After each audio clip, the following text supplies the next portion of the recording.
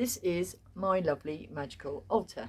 There is a photo of my familiar tigress at the back. There is lots of feathers. There is a poppy from a Remembrance Day in our country, England, but that was for last month.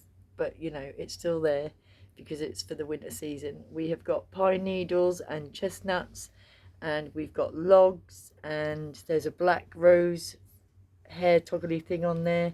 We've got bits of bark. We've got lots of things that represent the earth. I've got my lovely pumpkin decoration in the background. We've got lovely witchy me. We've got lovely witchy apprentice. Are you on this shot? Because I can't see it. I can't see it. Are you in? Yeah. She's on. Man in the background. Lots of magical beings. Right, so we're going to do a spell because one of my lovely followers in my witchy group, I've got to move the candle, so you can see the altar-y thing there. Now we're on a wobble. We're on a wobble. We're on a wobble. Now we've got, when you're looking at the back of the TV. Right, it needs to be pointing down so we can see. Yes. Right, we're doing a spell because someone in one of my witchy groups asked me how they deal with a curse or black magic. That's annoying me in the background. How they deal with disconnecting or stopping a curse. Now, there are many forms of that. A real basic one is one of these, incense stick. This one is frankincense and myrrh. Sandalwood is a good one, or rose. Anything used for protection. Sage is also really good for smudging. What's the other one? What's the other one? I can't think. Little Apprentice. What's the other one? No. Anyway, my mind's gone blank. But so you use an incense stick and you make the smoke go all the way around you. We also use this for cleansing, not just for your aura, but to get rid of spirits. That's why they use them in church. Frankincense and myrrh, this specific one is, because it reminds me of churches, and that's one of my happy places, despite what they did to paganism. But that's what you do. You put that all the way around you, and you fuff it, and you get rid of all the negative energies or evil spirits. And that's a very easy, simple way to cleanse yourself. It's very cheap too, because incense sticks don't cost a lot of money. So that's one way. This is how you cleanse cards and magical items as well, right? Everybody knows that. So there we go. We'll keep that a burning away. Ambiance. And the other simple thing that you can do regularly to cleanse your aura or cleanse your spiritual self is to have a bath. But use this one simple household ingredient. Salt. You can use basic table salt, or, as my apprentice just passed me this, you can use Himalayan rock salt. This one is pink because I'm a girl. And we sprinkle that everywhere. Generally, when you're running a bath, it dissolves and it adds to the water. Instant cleanse. And then you've got rid of all the negativity, evil spirits and curses. If you want to do a spell, there are lots of chants and things that you can do. I just like to manifest or chant or speak my intentions. Little apprentice, we need some melted wax because we need to melt the wax on my little, I've got a coaster. There we go, my little apprentice is going to put on my coaster. Back to the TV again. On my coaster, on the other side, I've got 2 candles and a piece of string. And it doesn't really matter what colour the candles they are. If you know the person who's cursing you, you can use the appropriate coloured candle to relate to that person. Boy, blue, dark, bad, white, good, black and white work. And she's now just done it, so she's moaning at me to do it. So I'm sticking these 2 on so it's easy to stand. So you melt them and stick them on, so they stand. So it's easy for you to see. So we've got 2 candles, and we've got a bit of string. Well, in this case, a coloured bit of wool. And we colour coded it because we've got orange and green candles, and we've got on orange. The wrong sides, though. It doesn't matter. It doesn't matter. She's a perfectionist and a bit pedantic, my daughter, but it doesn't matter. It actually probably works out best that way because the connections are confused and the candles colour coordinate, discoordinate. Kind of makes sense. As long as it makes sense to you, it will work, right? And I'm just doing it to show you how the spell works. We're not actually trying to disconnect from anybody or free a curse, because as far as I'm aware, I'm not being cursed, or I don't need to disconnect to anyone. Yes, you can use this to break a romantical or friendship bond as well. This spell is multi-purpose, multi-use. You can do it for so many different things. It's very adaptable.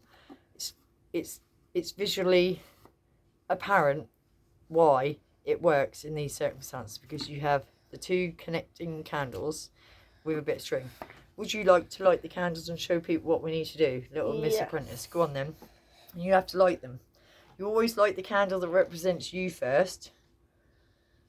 Right, so if you pick a colour that represents you, the one who's being attacked, you light that one first. So we're the orange and the bad evil forces are green.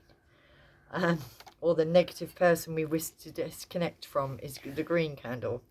And we're going to push these up a little bit so we don't have to wait forever. And I can't because there's a wax nut there. Anyway, so we've got to wait ages now for them to burn down. Or we can hurry it along.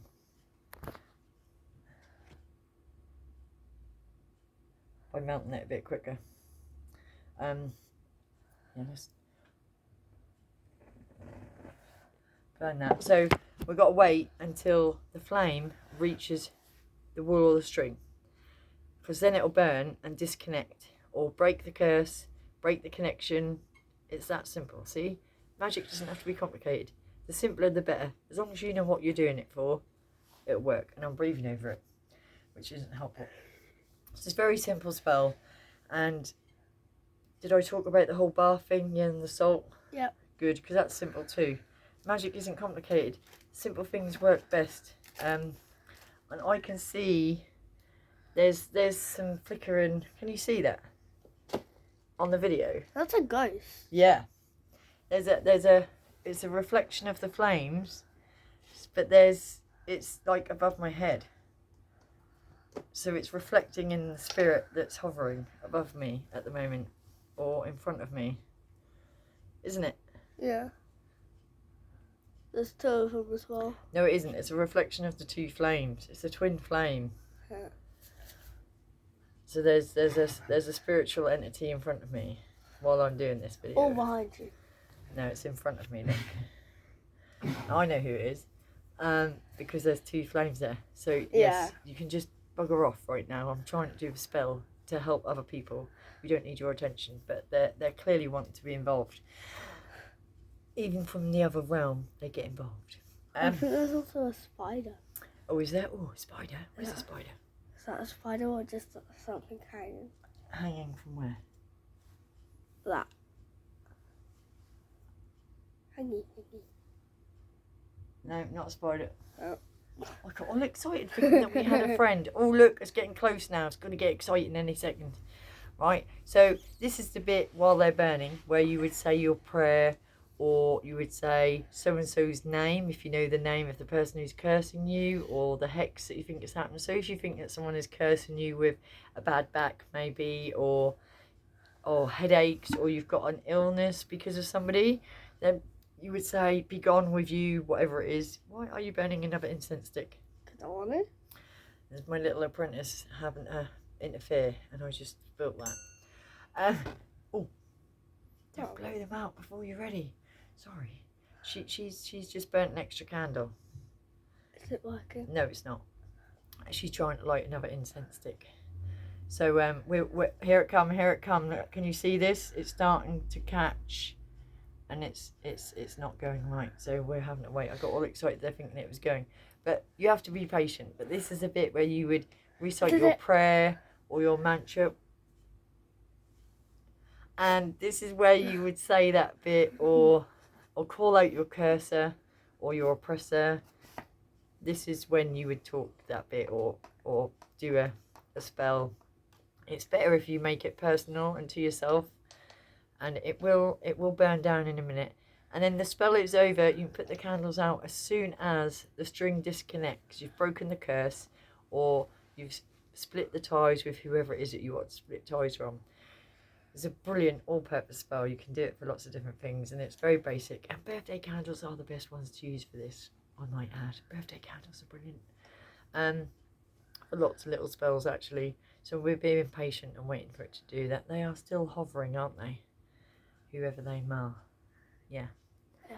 I can see it as like hanging. It's like that. Should we put it on my third eye business? Can you see that now in the video?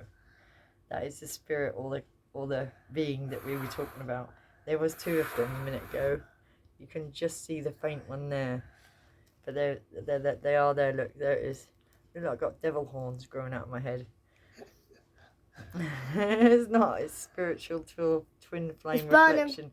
Oh, we have liftoff, says the little apprentice witch. It's burning, it's burning. There it goes, there it goes. Watch it. This is like the fun bit. Woo! Say, come on. I'm impatient. But this is the bit. This is where the magic happens. And then as soon as it's broken, problem's gone. Curse broken. Relationship ended. Bish bash bosh. Or abra blinking cadabra. I know. Sorry. Here it goes. Oh, it's going. It's going. Why is it lifting that? Because it's pulling it tight, and there's the colour in it which is melting and dripping. Hey, there it is. Whoa, fire, fire, fire. There's 4 flames. Yeah, magic. There's 1. That was a bit good. 4. The first one we did was a bit anticlimactic because we used a very Fluffy.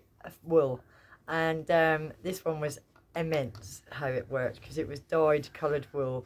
We've got 2 pools of coloured wax as well, which looks really quite magnificent. I think we should keep that bit of... Oh, the blue one just burnt out. Well, it was a tiny little candle. So there we go. That is how you break a curse or end finally a relationship. This video has gone on far too long for a very short YouTube tutorial, but this is your resident Witchyrueru, and I'm trying to teach you bits and bobs about how to do things. She's now cleansing crystals, bless her. Oh, so she's also learned a very important lesson too. Apprentice little witch has just learned a very important spell, and so have you. So I hope you enjoyed it. Please leave a comment and tell me how you found it. It's a bit woolly and a bit rough around the edges, I know, but you know, all the best spells are simple and a bit rough, and I'm just a normal everyday person who practices magic in her own unique, cheap, simple kind of way. I try and use traditional old methods and try to make it easy for people to understand and follow. So what do we do at the end of a spell? I forgot it. What do we do when the spell's finished? Say random words. We say random words. They're not random. We say blessed be, or so mote it be in this case, because we want to make it final. Before I blow out the candles, which will then complete and finish the spell, because the thingy broke and it broke the connection. Look, it does look like I've got horns now. That's a reflection of the candles, look. Or my twin flame reflecting and the camera reflecting. That's what they would have said. They would have said that was like spirits and ghosts and things. But look, I'm controlling it clearly. Woo-woo. Anyway, so then we say, so mote it be, in this case, not so blessed be, because we want it to be done and to be so. So we say, so mote it be, and that ends it. And then we blow out the candles, and then we get to make a wish for ourselves, because witches make wishes when they blow out candles. So if you do it with us, at the end of the video, you can make a wish on our candles too. So, are you ready? Yep. Set. Thank you for tuning in. I hope you enjoyed that wonderful little curse breaking, breaking the tie spell.